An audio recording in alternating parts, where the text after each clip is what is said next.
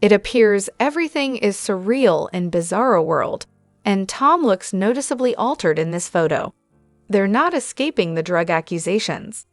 Kyle seems to be showing the wear and tear of years of partying in this picture, looking distinctly unwell.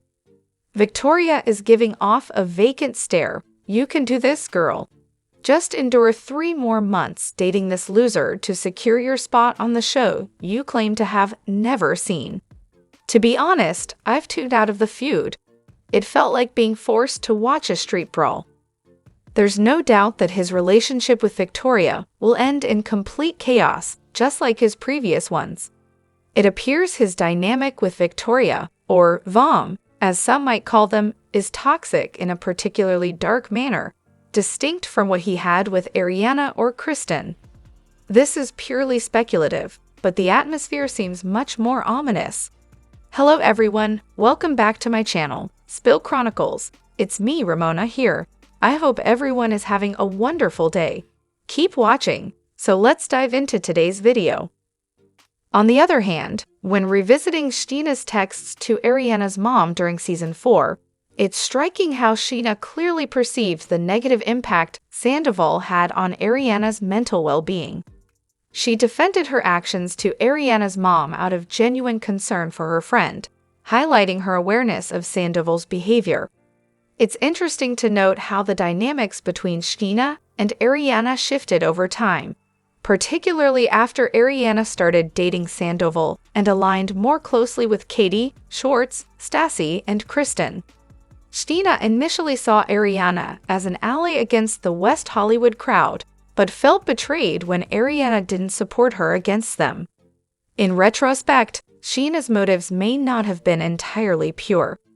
She may have been motivated by a desire to maintain Ariana's allegiance and to stir up drama rather than solely out of concern. It's evident that Scheana, like Jax and Kristen, but in a subtler way, tends to involve herself in conflicts and seek personal advantage in relationships. Regarding her current defense of Sandoval, upon rewatching, it's clear that Sandoval has often been a supportive friend to Scheana, which contrasts with Ariana's behavior at times. This complexity underscores that there's more to these friendships than initially meets the eye, such as instances where Sandoval was supportive during Scheana's first wedding day. Overall, revisiting these moments sheds light on the intricate dynamics and motivations among the cast, revealing deeper layers to their relationships and interactions. Moreover, during Tom and Kristen's breakup, the lack of empathy shown towards Kristen by her friends was stark. Upon discovering Tom's infidelity, instead of support, she faced immediate pressure to end the relationship. Her friends seemed indifferent to her emotional turmoil, even inviting her to social events where Tom was present, like the pirate ship birthday party. This disregard compounded when Stassi formed a sudden friendship with Ariana, further isolating Kristen. Personally, I've always sympathized with Kristen and believed her claims about Tom's behavior, including the alleged infidelity in recent years.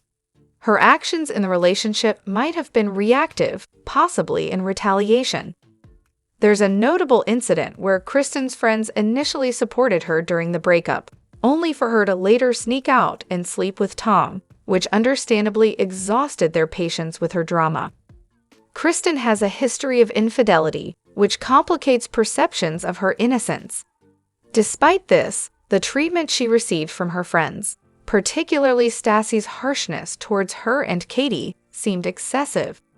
Kristen is flawed, but she didn't deserve the harsh criticism and blame she received. Contrary to labeling Kristen as loony, she's more accurately described as empathetic. Reflecting on how she was treated during that time, especially considering subsequent events, reveals the unfairness and toxicity in her treatment by others. It's puzzling why Kristen and Tom were pushed to break up while Katie and Schwartz weren't, especially given Schwartz's past behavior of emotionally tormenting Katie. She was unfairly portrayed as Haiti and Tequila Katie, despite later revelations about her traumatic brain injury and her improved life post-relationship with Schwartz. However, I came across this on the SUR Instagram. Someone tagged in a post captioned, "New cast who dis."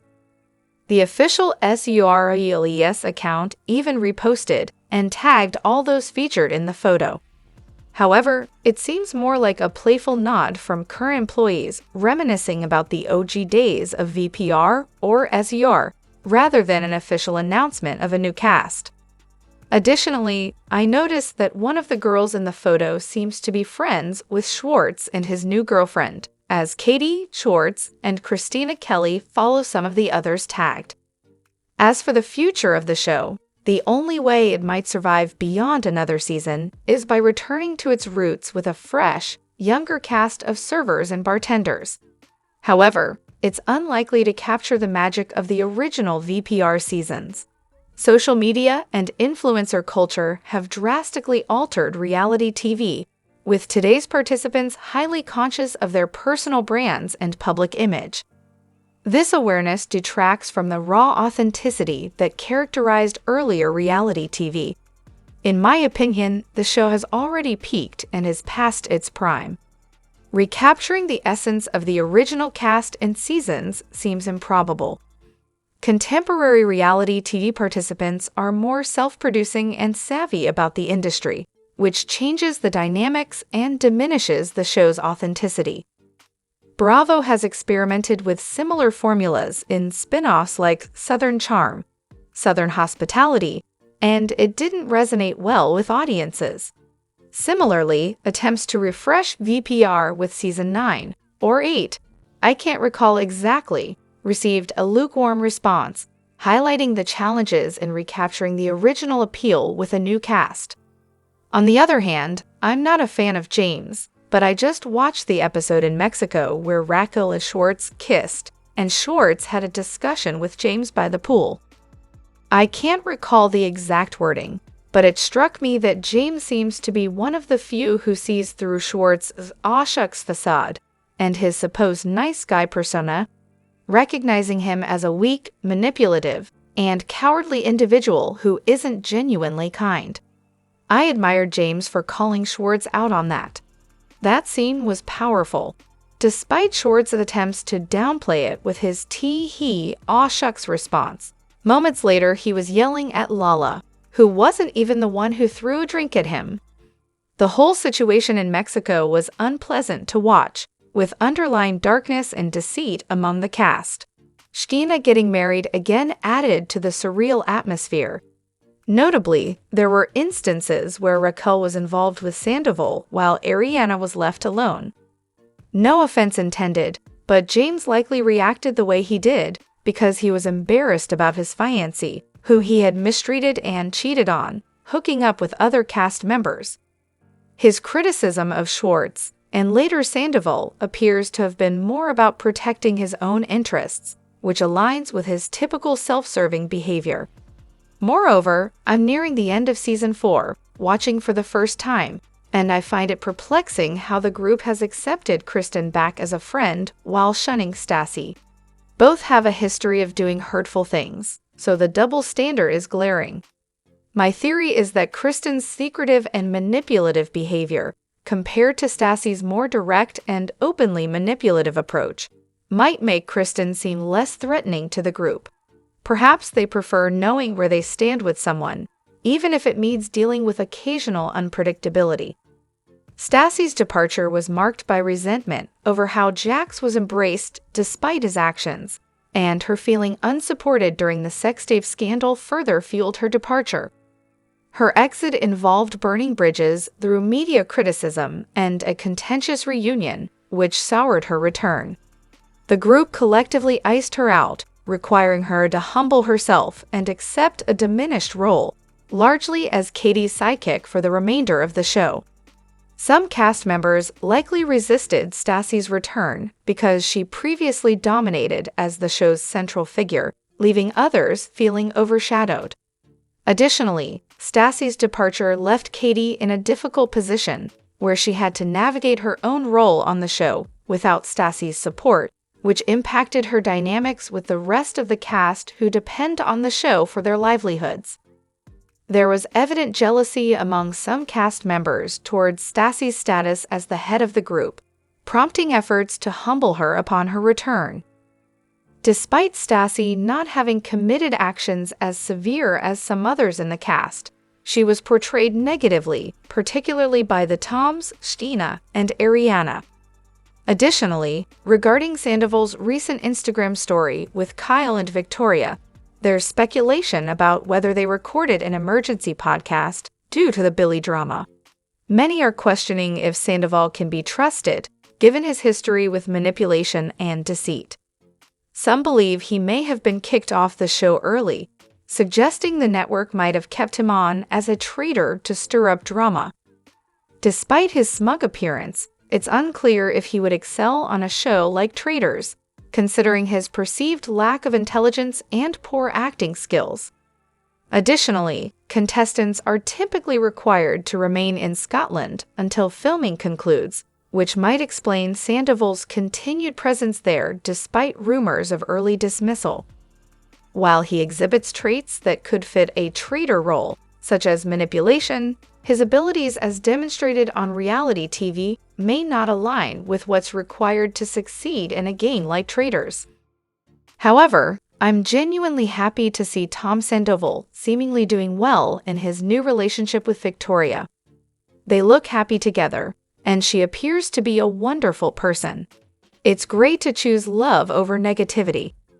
The gifs accompanying this discussion are quite entertaining, adding to the lively conversation. However, it's important to note that some may find it perplexing to commend Sandoval for choosing love given his past behavior and public persona, which hasn't always been positive towards women. Congratulations are in order nonetheless. For those who follow podcasts closely, there are hints that Sandoval's relationship might not be as blissful as it seems.